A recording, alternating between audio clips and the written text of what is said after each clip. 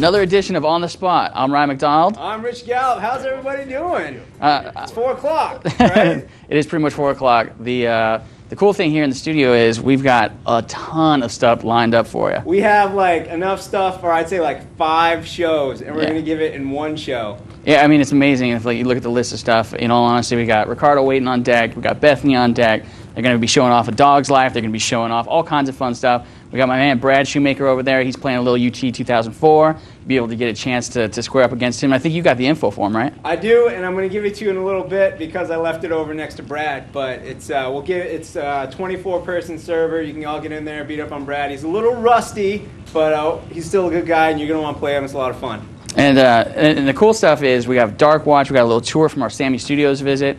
Ricardo Torres is going to be also showing up. Literally just came in today. We actually weren't going to slot it in because we didn't think the shipment was going to come in today, but fresh from Japan. We got Paper Mario 2 as well as Gradious 5. So nice. And we also have some Wwe Day of Reckoning developer interview. We're going to have Jeff talk to, I believe it's Kendall Boyd of THQ for that, as well as some DOA Ultimate maybe? That's right. You know, DOA Ultimate, we've been talking a lot about that here in the last couple weeks. And the cool thing is with DOA Ultimate, we actually got to debut a character. Some of our friends from Tecmo came in this week, showed off that as well as the Ninja Gaiden Hurricane Pack, which if you don't know about that, you got to check that out. We'll have that on the show today. But yeah, Hitomi is in DOA Ultimate, and we got to be the first ones to show it off. So we'll actually show a little bit of the footage of Hitomi if you haven't seen it on the site already. Plus, yeah, so it's a jam-packed show. We got all kinds of fun stuff. It's pretty much a ridiculously full show, and I just realized I'm 2 for 2 on forgetting to turn off my mic. Oh, well. So yeah, everyone tune in. It's going to be a good time. And right now, why don't we have a little tour with Sammy Studios? Yeah, let's go ahead and check it out. Sure. Hi, welcome to Sammy Studios. I'm going to give you a tour. Sushi bar, cult favorite. So this is Sammy Studios, or Sammy Town, as we sometimes refer to it. As you can see, it is a vast and unique and creative space for a vast and unique and creative company. Each department here at Sammy Studios has their own little complex, well, so to speak, their own little set of buildings. So the green buildings over here is our sales and marketing area. This is our war room. This is where the various technical teams meet every day to discuss every aspect of the game that's under development. Over here, artists and designers labor unceasingly. Here, for instance, we can see several game designers not at work. In addition to one, Mr. Sean Levatino, our technical game designer, who's presently wrangling one of the Dark Watch levels trying to make it fun. You see there are triggers and nav walls and nav paths. Some of our modelers in here making beautiful levels. In fact, here is Devil's Belly Mine. We just saw Sean laying in waypoints and nav walls for this level. This is what the level will look like in the game. Over here, animators. My favorite room at Sammy Studios, the empty room. Had you been here 10 minutes before, there would have been ninjas in here with flamethrowers, machine guns, plotting world conquest, but we got them all hidden before the cameras came through. Oh, nobody here, so we can barge in. Here's Paul Lackey's. The thing I really admire about Paul Lackey is he's just so neat. We call this the half pipe. If you look up here, you've got it sort of looks like a skateboard ramp. Part of the original plan for building the studio was that it reflect aspects of the area, Southern California, where we live. And we have a significant skateboard culture here in Oceanside, just north of us, at Tony Hawk's hometown. So we wanted to make sure that we paid that off too. Here's the Blue Hall.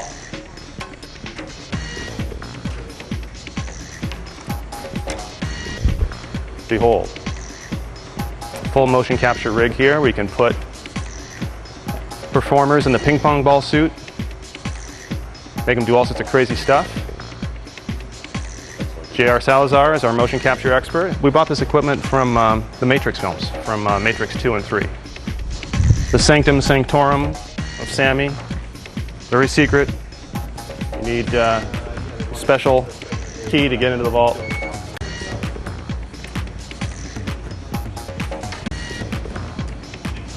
We call it the vault because these are the crown jewels. That concludes our tour of Sammy Studios. Thanks for watching. All right, we're back over here with Brad. Brad, we're playing some UT 2004, and while you wait for the next match to get started, I'm going to give out the information to everyone. The server you want to join, the number is 69.93 69.93, and the password is GameSpot, all lowercase. That's 69.93.60.93. That's a lot of numbers, Brad. You got that? I can't. How are you doing so far? I'm noticing that our timing was impeccable and that the match ended right before we came over here. I am getting worked. You getting worked? That's all I can say. When was the last time you played the game? Let's get that out of the way first and foremost. I haven't played. I played probably 2 months ago. 2 months ago. So it's kind of fresh. How long until it loads right here? How long are you wait? Give it 10 seconds. Give it 10 seconds? All right, so we'll keep talking. Cool. All right. What's that? What was the score? Brad came in like fourth, right? Sure. It looked like 11 kills and 17 deaths. Is that a good number? Yeah, I'm sure that's great. All right, cool. So our next level is deathmatch corrugation. Now, Brad? What's your name so people know who to gun for? My name. Well, in that case, my name is. GS Ruds. My name is Fool with a bunch of O's. No, that's me.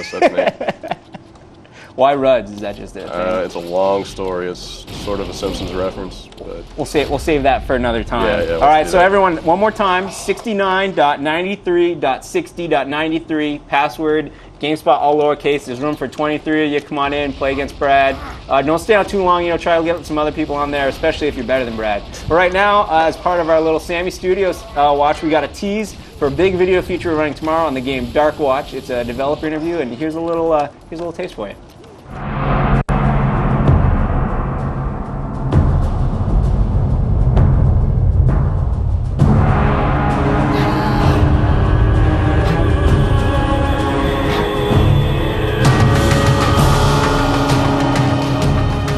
In Dark Watch, you play Jericho Cross, a half-vampire gunslinger who's working for the Dark Watch, a secret society that fights the forces of evil. You've been bitten by an ancient vampire and infected with the curse of vampirism. Your soul is slipping away. It's a race against time for you to track down that vampire and gun him down and win back a part of your soul. The Dark Watch provides you with secret bases, soldiers, equipment across the West. But as you find out after becoming an agent of the Dark Watch is sometimes it's hard to tell the difference between the good guys and the bad guys. And this casts you into sort of a morally ambiguous realm that, hey, what do you know? It's an awful lot like a Western, where you are the man alone that's going through this wilderness trying to determine good from bad, light from dark, being the captain of your own destiny for good or for evil. The game was just going to be a Western. In the Old West, a first-person shooter in the Old West, and the very first sketches that I did actually were very cartoony, very caricaturesque of, the good, the bad, and the ugly. But as time went on, and as we started fleshing out the property more and more, it started becoming more and more mature and edgy, and it turned into the property that you see right now. Every vampire is different. Every vampire tradition borrows a little bit and makes something up new. That's one of the things that makes it such a rich and exciting genre to work in. Jericho Cross is, we refer to him as a half vampire or as a hybrid. He has vampiric attributes, but he also has human attributes. And these sides of him, the human side and the vampire side, are always fighting for control. And each brings their own set of gifts. And curses as well. So the vampire side gives you lots of cool powers. You have these vision modes, you can jump, you can soak up damage, you can turn invisible. The human side brings your capacity for compassion and for judgment, and to decide if you're going to be a good person or a bad person. Also, because of your human side, you're not as vulnerable to some of the traditional foibles of a vampire. You're not instantly destroyed by sunlight, for instance. In our game, your character can go into sunlight, but while he's in sunlight, he loses his vampire powers. Also, the vampire tradition that we're trying to concentrate on is a high-action tradition.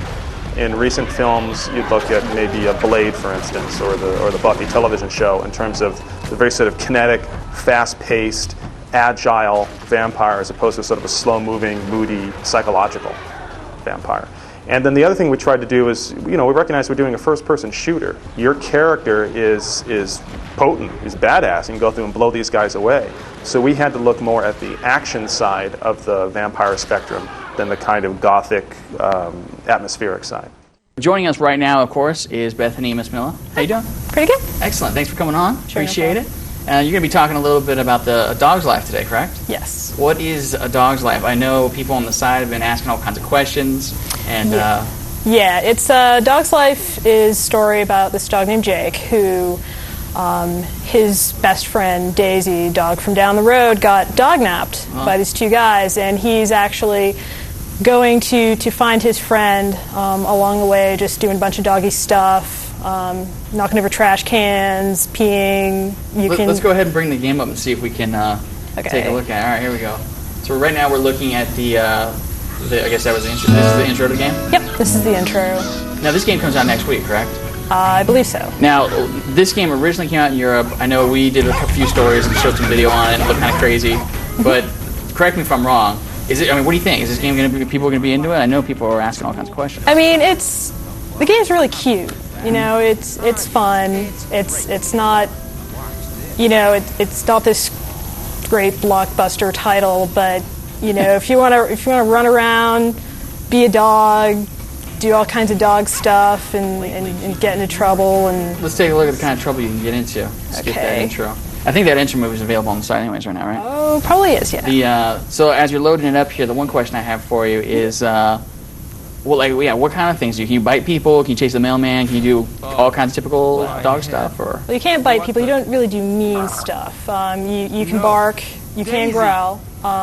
You can run around. You can pee. You can poop.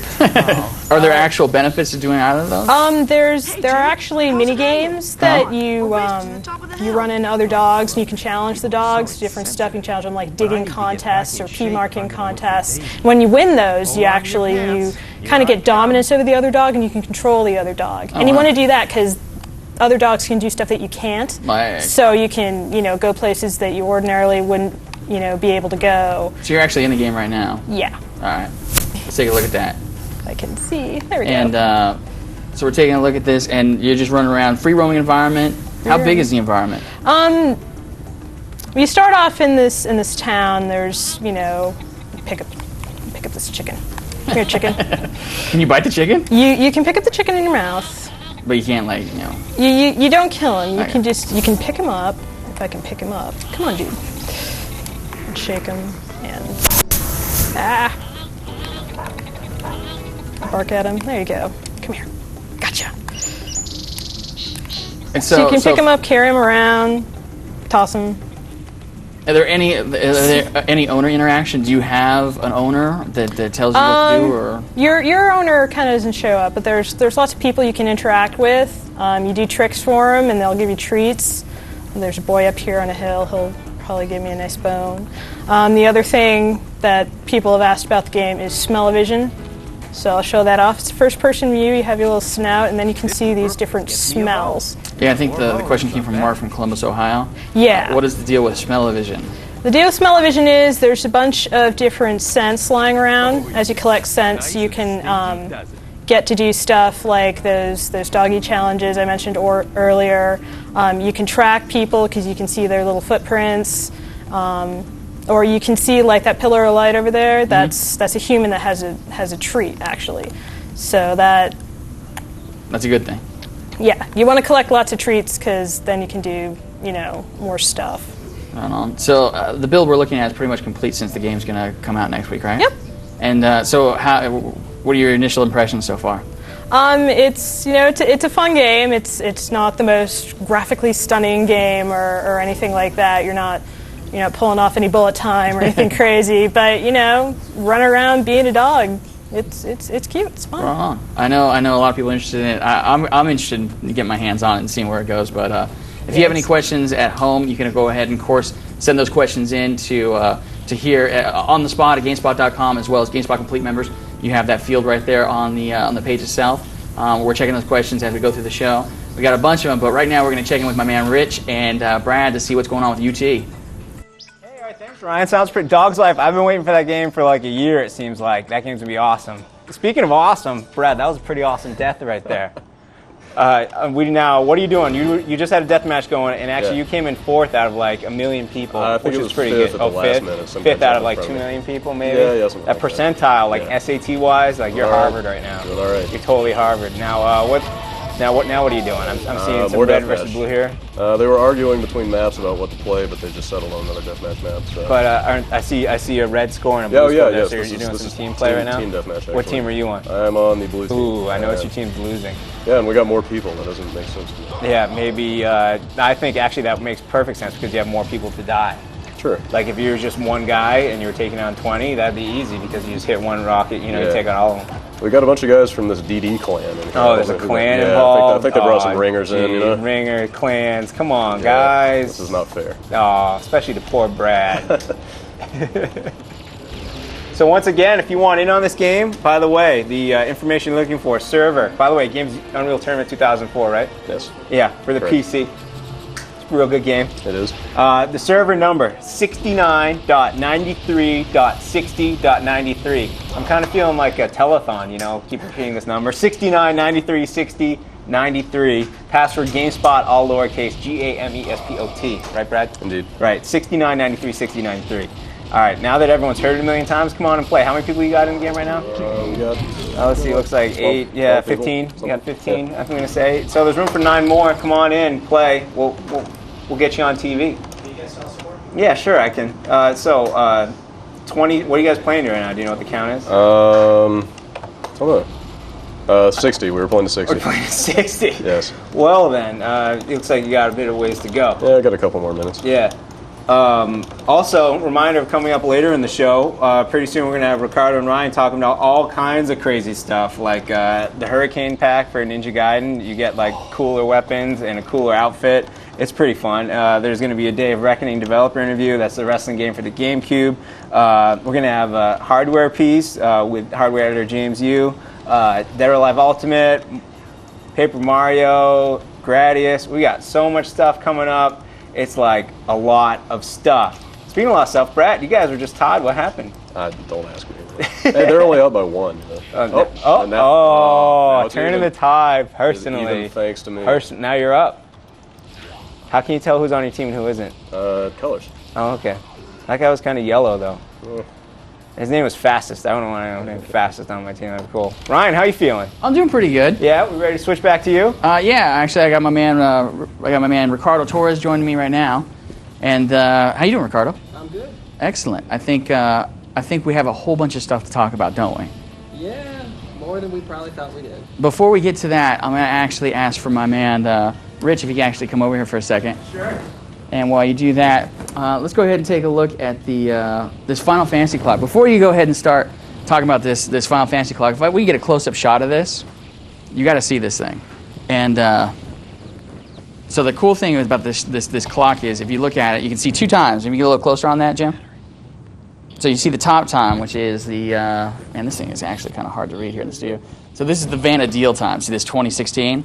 Down here, 427, of course, which is our current time, is the real world. So check this out. If you're crazy into Final Fantasy, you could get this clock and know what time it is in the game as well as in real life. Just in case, there was any question as to, other real watches. But I think this is the awesomest thing I've ever seen. It's got timer 1, timer 2, timer 3, timer 4. Ricardo Torres, please tell me what this is all about. Well, let me tell you that you got 4 timers. Each one is sort of corresponds to the different places like San Andreas, other republics in the game. It's got the theme. So it's like the time zones, basically. Yeah. Well, no, it's got like the individual theme for each of the spots. Oh. If you play, you got your theme for all the different worlds and stuff. So you can set the alarm to ring with whatever you want, and like you said, it tells you what time it is in the game, real life, and you got a light. It's kind of cool. Yeah, that thing's totally awesome. There you go. Now, is this something that's currently available? Can people just go out and buy it? It is coming out soon. Oddly enough, it came out in Japan first. Oh. And it is coming out here from Hori, and it's probably going to be out real soon in EB. Right on. How much you think? $19.95, something like that? Hold on. $44.99. $44.90. What? I'm sorry. $44. Yeah, $44.99. That's some money. Yeah. Speaking of money, later in the show, we'll be telling people how to spend some serious money on video cards. You can, like, if you were in a PC gaming, a video card that was top of the line today would cost you $500. I'm afraid I do, because Yes. I'm looking to upgrade. Oh, really? Yeah. Doom 3 Half-Life 2. Gotta do it, right? Wow. So, okay, let's go ahead and get on to our business. Our business, of course, is the Hurricane Pack and all kinds of stuff. So let's go ahead and start with the Hurricane Pack. Okay. Hurricane Pack is the upcoming download for Ninja Gaiden that is a lot more than just, because like the other downloads that you've seen have been like extra cars or a couple things. Hurricane Pack gives you a lot more. You got new costumes, new enemies, they even adjusted the AI in the game, you got a new camera system. Team Ninja loves you, although some people are afraid of them because they thought the game was really hard. And it's true, Ninja Gaiden is very hard. And what's even scarier is the enemies are even meaner, and if you thought you couldn't make mistakes before, this game is no joke.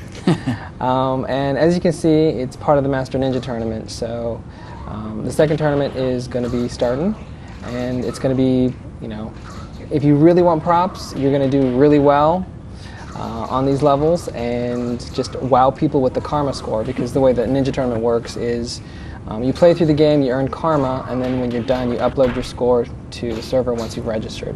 Now the stuff that we're seeing right here, we here obviously had that staff. That's one of the new weapons, right? The staff is one of the new weapons. You got new combos and stuff.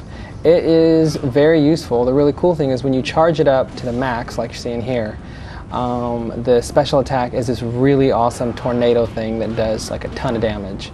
It's not doing a whole ton to this guy because if you've played the original Gaiden, you know that this is the hateful horse boss that a lot of people couldn't get by when they first got the game. It was pretty tough. Yeah.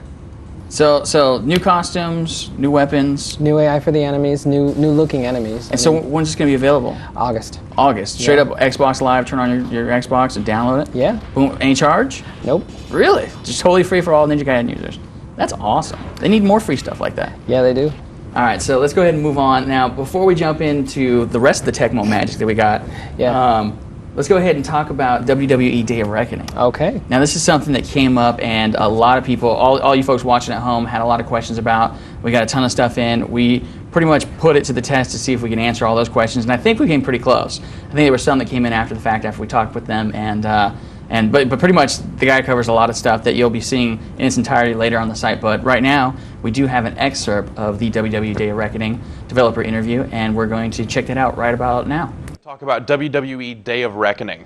Kendall, why don't you give us kind of a basic rundown on how the game has changed since last year's WWE game? WWE Day of Reckoning, one of the things that immediately people are going to notice a difference in is the name. This is the first time that it's not a WrestleMania product.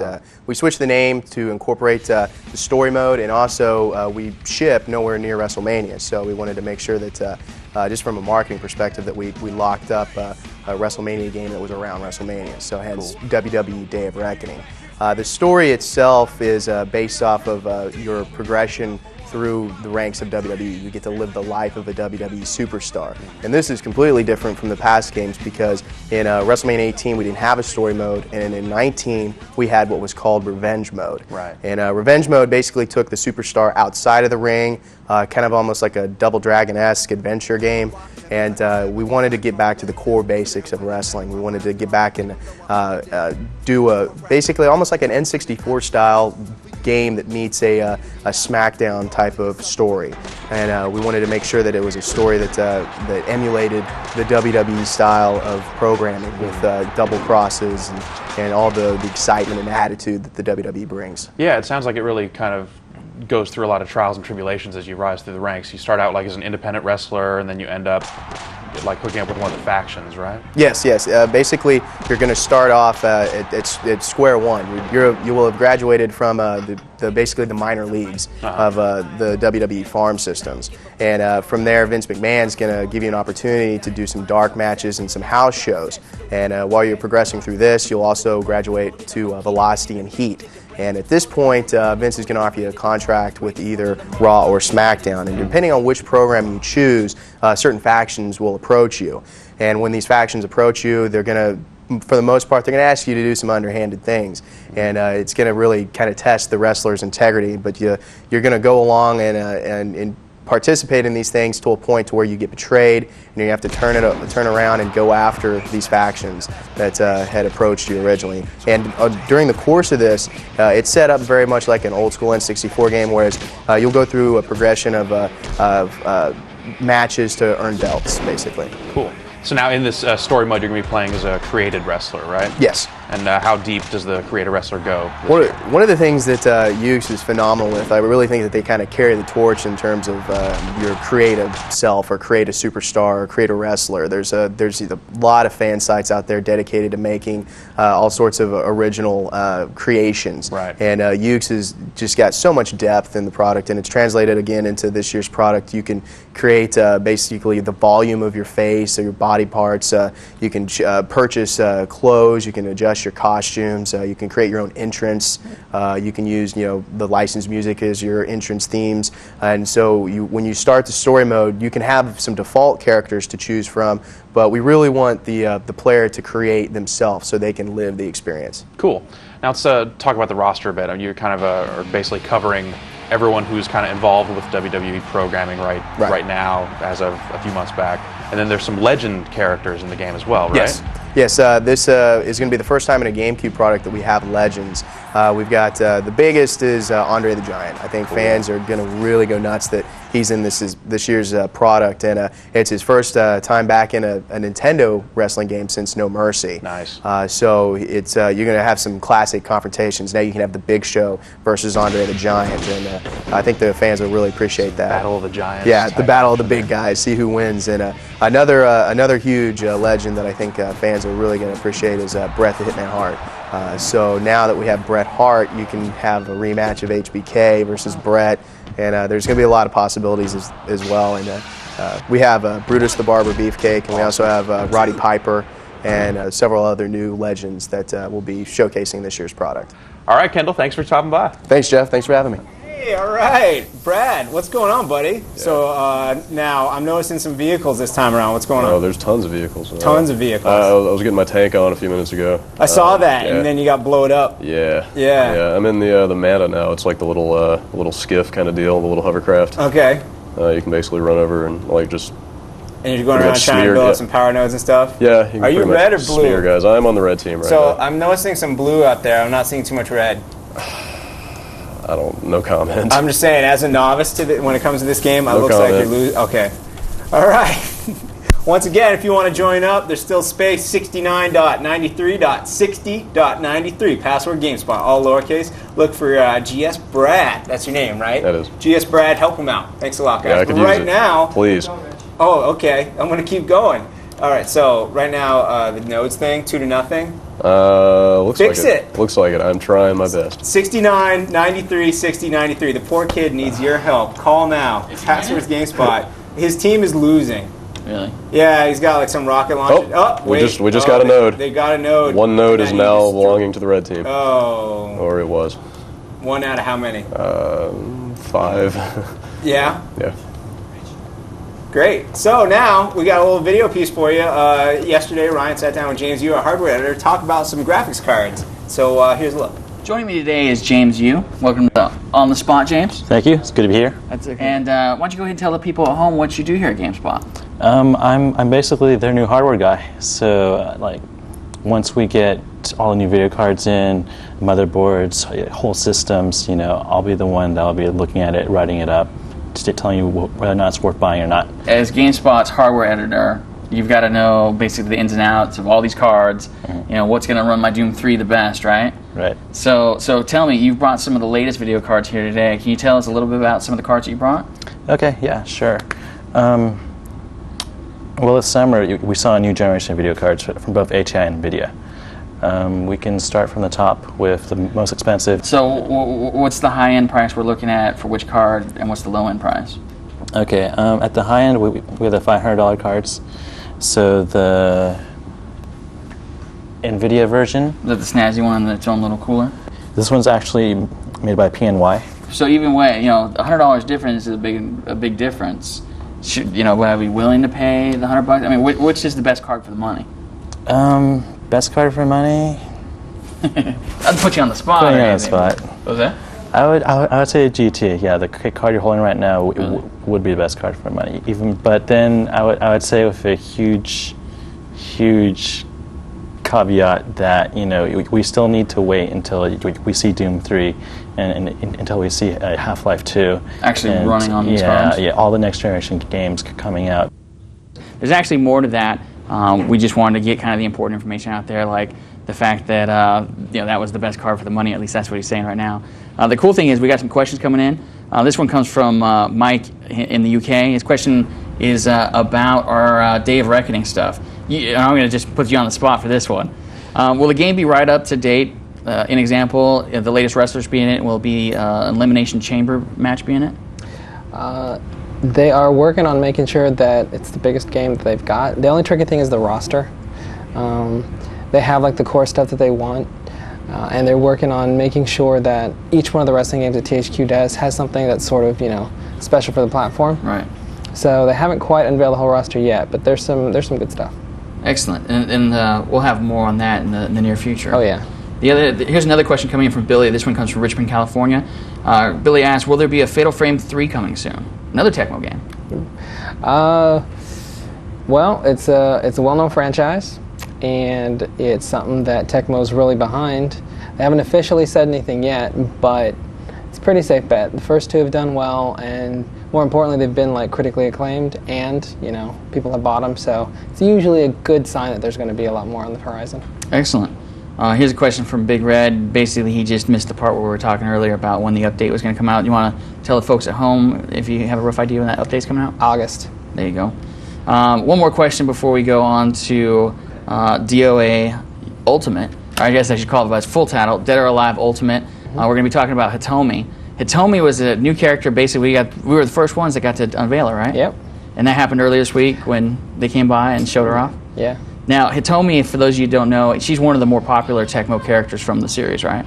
She is one of the characters that was introduced in DOA 3. She's gone down real well with a lot of people just because she's got good combos that are easy to kind of pull off. And this is her fighting on the bridge right here. This is her fighting on the bridge. It's actually one of the new stages. Now, is there something extra special about the fact that Hitomi is actually in this one? Because she was in the other one, so. Well, the whole thing is Dead or Alive Ultimate is actually a compilation of Dead or Alive 1 for the Saturn and Dead or Alive 2. And the thing is, Dead or Alive 2 didn't actually include her in the cast. Oh, I gotcha. Yeah, she's brand new. They introduced her in DOA 3. So they did some work. Yeah, definitely. Like, the neat stuff I was looking at earlier from these clips was like some of the different costumes and the different outfits, and it seems like they've jam-packed a whole bunch of stuff in there. Tecmo loves their costumes. Yeah. You can probably tell it more from the original Dead or Alive, which is also included on the game, because that's when they had a really good time with it. There's all kinds of crazy stuff. There was like bunny rabbit outfits, swimsuits, French-made uniforms. Zach had like a space alien outfit. And they kept it a little bit more, a little more sedate for the later installments, but pick up DOAU and you can see just how crazy the original was. Right on. All right, let's go ahead and move on. Now, I know we're going to be talking about 2 games we got in today, so it'll be interesting to see how on the spot you can be about Gradious 5 and Paper Mario 2, which is right here. Yep. So we just got these in, and we have, I believe, we got our systems plugged in, so you're going to be demoing these live for us. So if there wasn't enough pressure already that you don't know the games inside and out, but can you go ahead and play them for us? Sure. Just so everybody knows, on a tiny screen here. So if I get hit by bullets, it's because I couldn't see them. Let's go ahead and switch over to that footage so we can show the folks at home what we're looking at.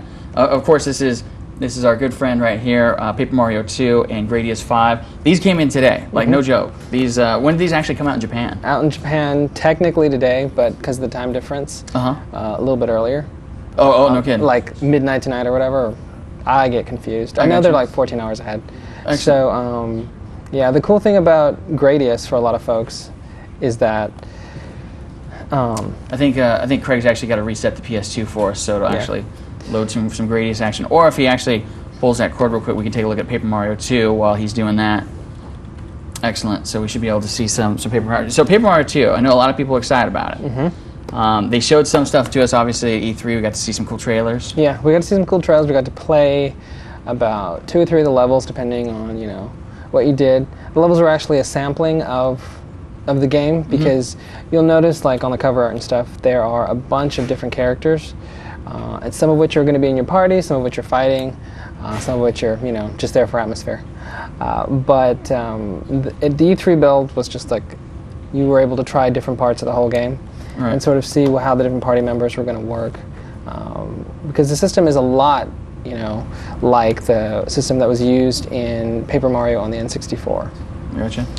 Which is kind of a really cool, but very simple RPG system that kind of has you partying up with like one other person, and everybody's got their own unique skills and their own unique abilities, and like it's kind of a challenge to figure out who you want to take with you, because some characters are like better suited for certain challenges than others. It's pretty cool. We haven't definitely gotten very deep into it because language barrier, time, because it just came in today, so we're a couple hours into it. It is pretty dope. Excellent. And that's Paper Mario 2 that we're looking at right now. Yes. And that is an awesome screen in Japanese that says basically insert your memory card or... Actually, we're looking at Gradious. Oh, okay.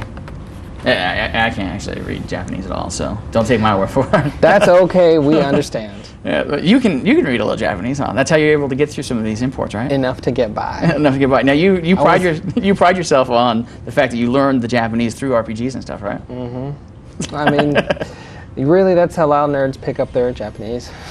Now you were telling me earlier that Gradious 5 has a pretty cool 3-minute intro, right? Yeah. Now, that's something we won't want to get up on the site because these no joke, these games just came in, so this is actually the first time that I've actually got to see this too. That's how instantaneous we're trying to bring it to you, folks. So for those that don't remember the Gradious series at home, a little bit of history. And speaking of history, one of the things you get inside the case is actually a little history book about the Vic Viper, which is the ship itself, right? Yep. Just because, Konami loves you, they put together just kind of a little history booklet that shows sort of like the evolution of the Vic Viper. This is nice. They even got blueprints, so if you save them in about 1,000 years, we'll be able to make our own, which is kind of dope. And this is the booklet here, and it shows all the different series of the Vic Viper throughout the games. Huh? Yep. Now, Gradious 5 is pretty much a side scroller, just like the old ones, or? Yeah, because there's nothing wrong with that. Yeah. Let's go ahead and skip past this intro and see about seeing some gameplay. That's the folks at home were writing in over the week, and they were basically saying, let's have you guys on the screen and more games. So that's what we're trying to give it to them. That's what we're working on. Speaking of questions, if you have any questions while we're loading up Gradious 5, go ahead and send them in to onthespot@gamespot.com, or go ahead, if you're a GameSpot Complete member, use the form right there below the video window. And let's see if we can't see some action with Gradious 5. Now, one thing to note about Gradious, which makes it extra dope, is the fact that Konami worked with Treasure on this. Oh, wow. Now, if you are a special geek, you have much love for Treasure. They got a Game Boy Advance game coming out pretty quick here, don't they? Or no, didn't they get working on that? Yep, they're working on Guardian Heroes. Oh, really? But let me have a look here. So, pretty much like all the good old Gradious games, you got your 4 different weapon configs. I'm going to go with this one. Okay. Because it's got the cool rotating extras. Now, I've been playing some R-Type Final not too long ago. That game's pretty hard too. Yeah. Is this crazy hard like that? This is up there. It's it's special in its own way. I mean, mainly because honestly, dude, games have gotten so much easier now, and we're getting so rusty. Plus, we're getting old. It's just kind of funny because I just remember how back in the day we would have been fine. We could have plowed through this and just not sweated it. But I'm telling you, these days, it's really rare to find a shooter that's this hard. Yeah, I know. I mean, obviously it doesn't look that hard right now. Ikaruga was pretty hard. Yeah, Ikaruga's crazy. See, I just died. But the cool thing is it lets you keep going from there. I mean, R-Type, it was you died, you were done. Yeah. We got a question in about Gradious 5 while you're playing. Yeah. This comes from Sam from Glendale, California. He wants to know, is it 2 players? Yeah. 2 players simultaneous? Yeah. Really? Which is sort of a first. And very nice. Because, well, it's, mixed blessing. Because I'm telling you, this game gets really busy. There's a ton of stuff on the screen. And the extra person would probably just get in your way. Especially the way we play. Now, you have no idea about the depth of this game yet. I mean, we just got it in today, so. I mean, it'll be meaty. It's I would say, at least from the stuff I've seen, from talking to Konami and whatnot, this is definitely, like, this is a Gradious game. So, you're going to have a lot of crazy levels. You're going to have just a lot of insanity. And a lot of bullets, because also, thanks to the magic of Treasure, who loves bullets, you're going to find yourself in a lot of situations where, like, you need to be really careful about where you're placed. See? Because I just got killed. All right. Before we move on to Paper Mario, let's take two questions that just came in from. This one comes from Nick Mendez in Seattle, Washington. Sure. Do you believe the market for side-scrolling shooters is growing, bringing a revival to the genre, or is it all about nostalgia? Dude, I wish, but no. I think that really, just because so many of the hardware manufacturers are big on touting like the 3D nature of their games, it gets a lot harder to sort of like sell a 2D game, even when it looks like this dope. Right. But at the end of the day, people care about 3D games. This one comes from Sean, and this place is called Patnode. I'm not sure what that is, but he might have missed it. He wants to know what Gradious 5 is for. Is it exclusively PlayStation 2? Yep. Excellent. Exclusively PlayStation 2 and coming soon to the US. Any idea, like a little closer idea of when? This fall. This fall. Right on. All right, let's go ahead and see if we can get our Paper Mario 2 up and running. Awesome. And take a look at that, because I know a lot of people are anxious to that. And I know my man, Rich Gallup, is looking to catch a plane here pretty quick. So he's going to be running around doing some business for us and shooting all kinds of more good stuff that we'll have next week. Now, speaking of next week, and actually later in this week, Saturday, right? Yeah. Saturday, we got some big stuff coming on the site. You want to go ahead and tell the people about what's happening on Saturday here? Well, everybody's been asking for GTA San Andreas stuff, even us. We got the beginnings of some really cool stuff for you. The game comes out this October, so beginning this Saturday, like about once a week, we're going to be bringing you something. We don't want to give too much away, but we have just a little appetizer for you.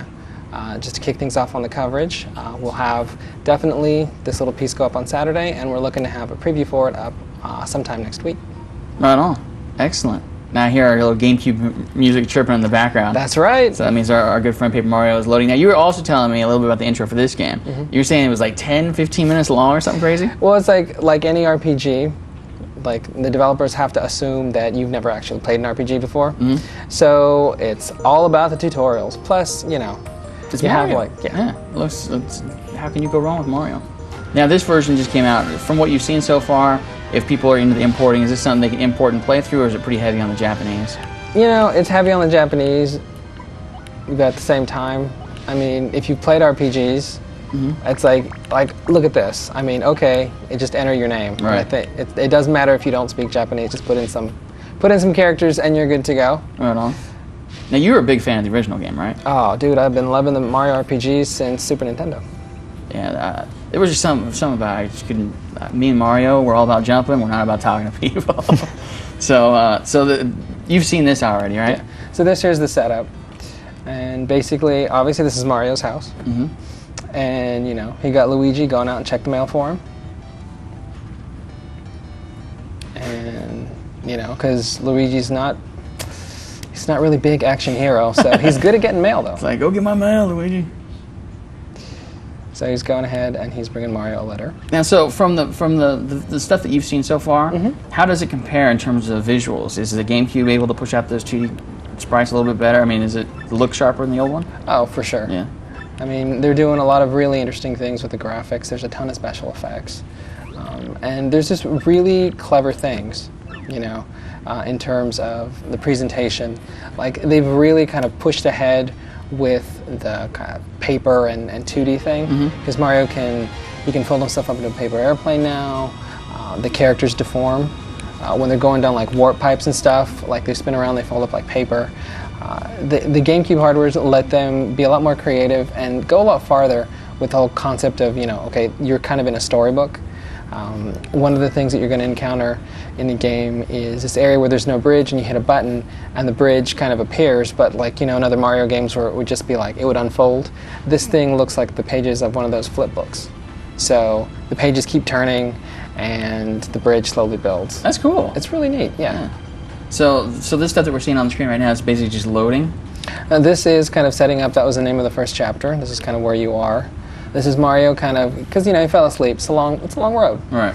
You know, he took a boat to go hang out with Princess Peach, and he's kind of up, and he's checking out where they're going. It's this new town. While this is playing, I have a question that came in. This comes from Blyson from Illinois. Sure. He wants to know, is Paper Mario 2 going to be the last Mario game out to hit the GameCube, since the DS is coming out and all? Just a question floating around in my mind. Well, that's a question that floats around on many people's minds. We don't know. There is some stuff that could still come out for it. Some stuff that has been rumored. Nintendo's kind of talked about. It'll be interesting to see like where they go, because it's kind of funny that everybody's talking about their next round of hardware, and we're sort of still. And here we are in town, by the way. And this is a good example of people still using the current hardware and doing cool stuff with it, right? Yeah, and by the way, here's your save point. Oh, the little box you jump up and hit? Yeah. But the interesting thing is everybody's already talking about the next generation of hardware, which is kind of a rough thing, because you've got games that are coming out like this that are really dope. Right. Clearly a lot of thought went into it. It's really fun, and again, people are just doing interesting things with gameplay and presentation. Not necessarily, like, this isn't pushing 20 billion polygons, but what they're doing with what they've got is really interesting, and it looks neat, and it's engaging, and they're able to actually let it do, kind of let them expand the gameplay, like that bridge thing I told you about. Right. Yeah. So when are people going to be able to see this in the States? In the States, it's coming out this fall. I want to say October. Excellent. We got one more question we're going to take before we go ahead and check in one last time with our good friend Rich Gallup and Brad Shoemaker. That question comes from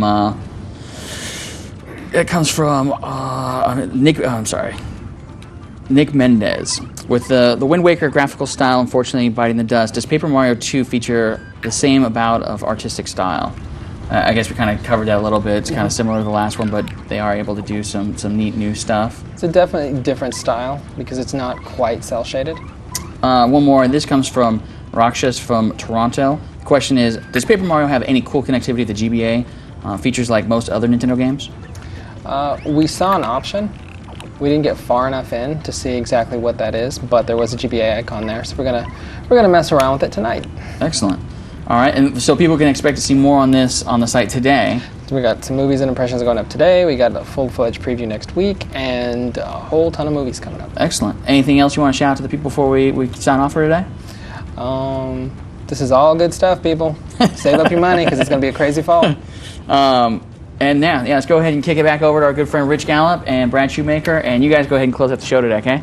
Sweet, I can do that. That was perfect timing because right now we we've just got got the closed same out. 4 words we've seen all day on this computer. You've lost the match. Brad, you guys are doing good that time. What happened? Doing well? I don't know, man. Their offense was too strong. We're playing Onslaught again.